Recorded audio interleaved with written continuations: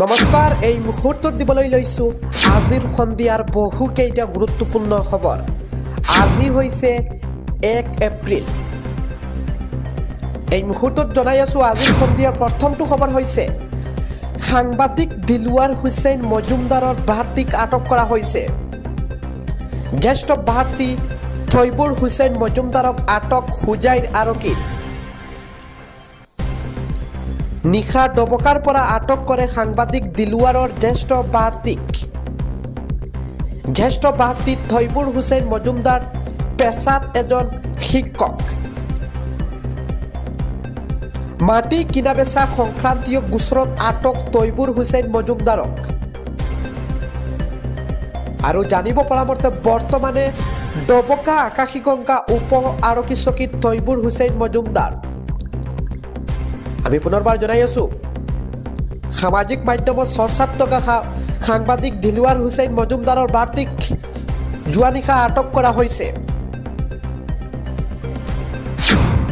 আজিৰ সন্ধিয়াৰ পৰৱৰ্তী খবৰটো হৈছে এটা বিগ নিউজ। এই মুহূৰ্তত জনাই আছো দুখন ৰেলৰ মাজত মুখামুখি সংঘৰ্ষ। ভয়ংকৰ ৰেল দুৰ্ঘটনাত বৰ্তমানলৈ 3 জনৰ মৃত্যু হৈছে। তিতাতে মৃত্যু দুয়োখন ৰেলৰ লোক পাইলটৰ। এইবাৰ ঘটনাস্থান হৈছে ঝাৰখণ্ডৰ চাহেবগঞ্জত এই ঘটনা সংঘটিত হৈছে। কয়লাভৰ্তি ৰেল আৰু মালবাহী ৰেলৰ মাজত এই সংঘৰ্ষ। ৰেল দুখনৰ সংঘৰ্ষত CRPF জোৱানসহ আহত হৈছে 18 জন যাত্ৰী। দুৰ্ঘটনাৰ পিছতে জ্বলি উঠিছে কয়লাভৰ্তি ৰেলখনৰ ডবা। ঘটনাস্থলীত উপস্থিত ৰেল বিভাগৰ বিষয়া নিৰাপত্তাৰক্ষী। আজিৰ সন্ধিয়াৰ পৰৱৰ্তী খবৰটো হৈছে আজি লাখ লাখ মহিলাৰ একাউণ্টত সোমাব চৰকাৰী ধন।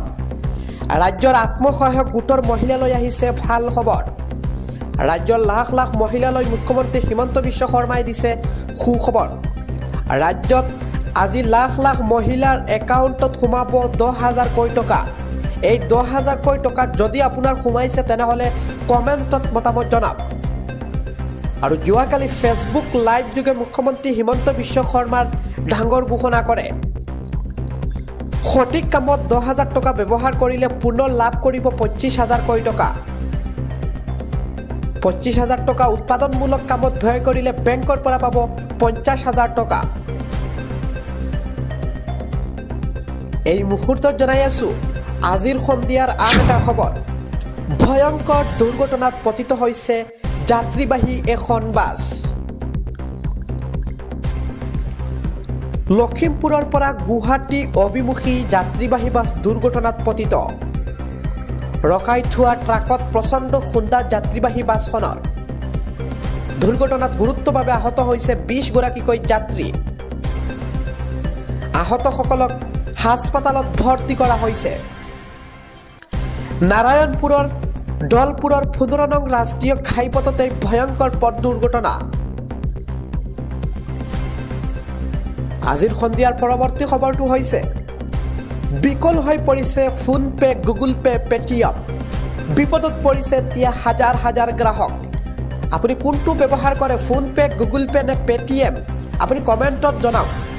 আৰু এইবাৰ বিপদত পৰিছে হাজাৰ হাজাৰ পেটিএম, ফোনপে, গুগল পে ব্যৱহাৰ কৰা গ্ৰাহকসকল। 1 বজাৰ পৰা বিকল হৈ আছে UPI ছাৰ্ভিচ। আপোনাৰ বাৰু গুগল পে, ফোনপে কাম দি আছে নে নাই কমেণ্টত জনাবলৈ নাপাহৰিব। অনলাইন পে'মেণ্ট কৰিব নোৱাৰাত বিপদত পৰিছে গ্ৰাহকসকল। আগবাঢ়িছোঁ সন্ধিয়াৰ পৰৱৰ্তী খবৰটোলৈ।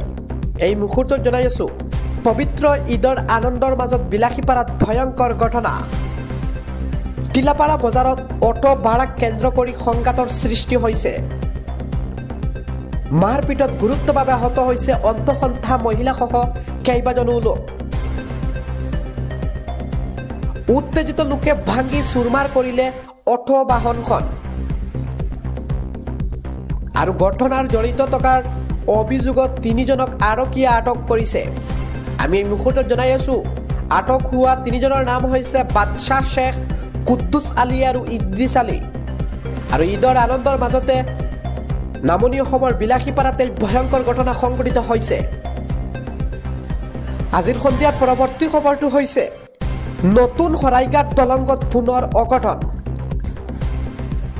শৰাইঘাট দলংৰ পহৰাদাৰী কক্ষত ৰহস্যজনক অৱস্থাত এজন লোকৰ মৃতদেহ উদ্ধাৰ কৰা হৈছে। ওলমি থকা অৱস্থাত উদ্ধাৰ মৃতদেহটো। মৃত লোকজন বঙাইগাঁৱৰ মনেশ্বৰ বৰগোহাঁই বুলি চিনাক্ত কৰিছে আৰক্ষীয়ে। ঘটনাস্থলীত আমিনগাঁও আৰক্ষী উপস্থিত হৈ বৰ্তমানে তদন্ত আৰম্ভ কৰিছে।